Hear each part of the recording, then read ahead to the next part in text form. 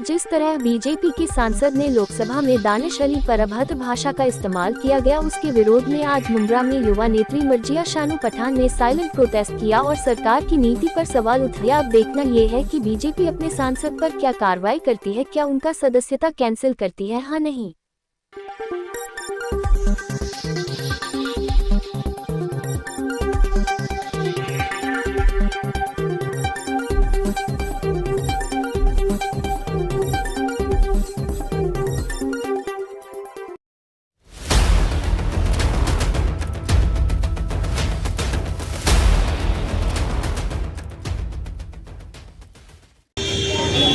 मर्जिया जी, ये जो प्रोटेस्ट किया जा रहा है मूक मोर्चा प्रोटेस्ट है, आप इसके बारे में क्या कहना चाहेंगे, क्या खुलासा है?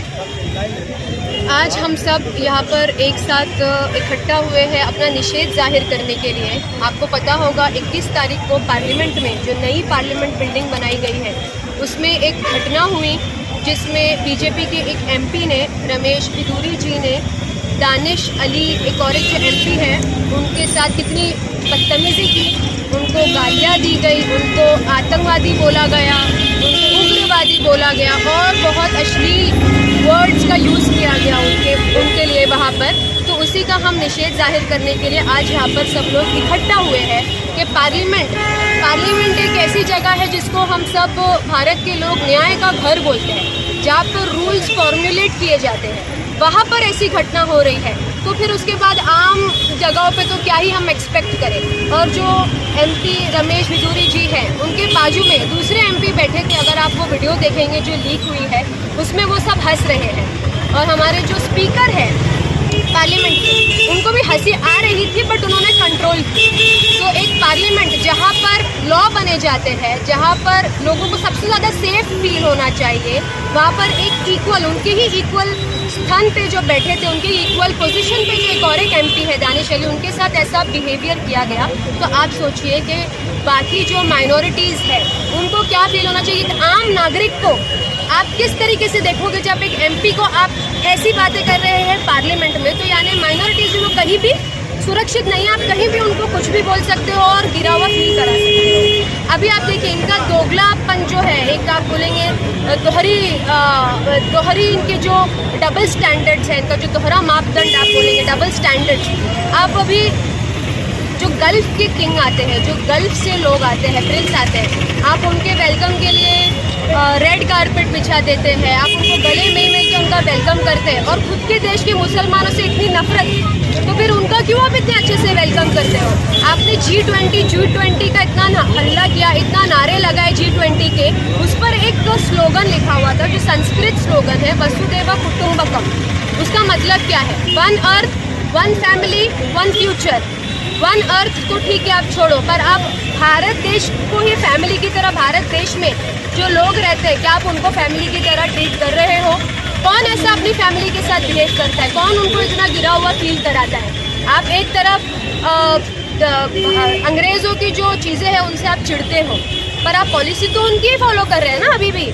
जैसे कि अभी जैसे कि मेंबर ऑफ पार्लियामेंट जिस तरह की बयान दिया गया, लेकिन उसमें और भी कई सारे कांग्रेस के एमपी वहाँ पर मौजूद थे, लेकिन किसी ने भी दानिश अली का उस मेंबर ऑफ पार्लियामेंट में समर्थन नहीं किया। तो ये बेबसी क्यों है कांग्रेस के एमपी की, जिसमें दानिश अली के टाइम पे इतनी बेबसी क्यों दिखी? देखिए, अभी आपने थोड़े दिन पहले विधानसभा में भी अबू हाशिम जी के साथ ऐसा बिहेवियर किया गया था, अभी पार्लियामेंट में भी किया गया। सबसे वहाँ पे जो हमारे स्पीकर है उनकी रिस्पॉन्सिबिलिटी होती है कि वहाँ पर वो माइक ऑफ करे। वैसे वो फेमस है माइक ऑफ करने के लिए, जब भी कोई अपोजिशन कुछ बात करती है तो वो फौरन माइक ऑफ कर देते हैं। पर इस घटना के दौरान उन्होंने माइक ऑफ नहीं किया। अभी ये जो घटना हुई 2-3 मिनट 5 मिनट में आप बोलेंगे हुआ, उसके दौरान उसके बाद तो सबने अपना जो निषेध है वो जाहिर किया है। अगर आप देखें न्यूज़ तो जितने भी अपोजिशन पार्टीज़ है उन्होंने आगे आकर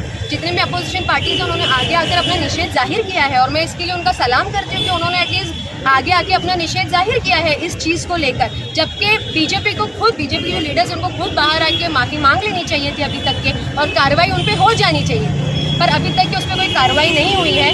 तो हम सब as youth, as people of India हम ये डिमांड करते हैं, हम ये रिक्वेस्ट करते हैं कि हमको प्राइम मिनिस्टर जी से रिक्वेस्ट करनी है कि सर आप सिर्फ बीजेपी के प्राइम मिनिस्टर नहीं हैं, आप भारत देश के प्राइम मिनिस्टर हैं, तो ये जो घटना हुई है इसमें आप इंटरफेयर कीजिए और जल्द से जल्द जो एमपी है जिन्होंने ये हरकत की है उनके ऊपर आप कार्रवाई। तो मर्जिया जी, जब हमारे देश के प्रधानमंत्री इंडियन मुजाहिदीन का नाम लेते हैं भाषण में, तो वो अपनी पार्टी वालों को क्या सिखाएंगे?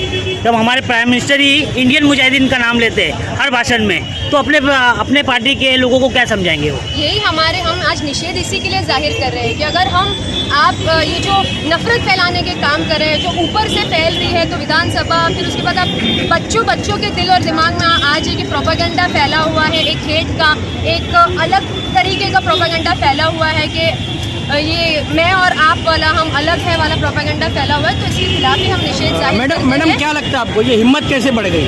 पुरानी खामोशी का नतीजा है ये, जो इतने सालों से जो हेट स्पीचेस चल रहे हैं उसके खिलाफ ना तो अपोजिशन ने, ना मुस्लिम कौम के जिम्मेदारों ने, और ना ही जो हमारे एमपीस है उन्होंने कोई मिलकर ऐसा एक वास्ट कदम नहीं उठाया इसको लेकर, तो उसका नतीजा तो नहीं है कि अभी एमपीस तक भी पहुंच गए? जी, ये ऑफकोर्स उसका भी नतीजा है। उसके बाद आप देख रहे हैं सिर्फ यही एक घटना नहीं है, बहुत सारे ऐसे नहीं है कि सिर्फ यहाँ पे आपने देखा होगा राहुल गांधी जी को भी उन्होंने डिसमिस कर दिया था पार्लियामेंट से, तो उनका जो ये बिहेवियर है वो जितने भी लोग हैं जो उनके खिलाफ बोलेंगे वो उन सबके लिए बिहेवियर करेंगे। पहले टेस्ट किया, उसमें अमल कर रहे हो?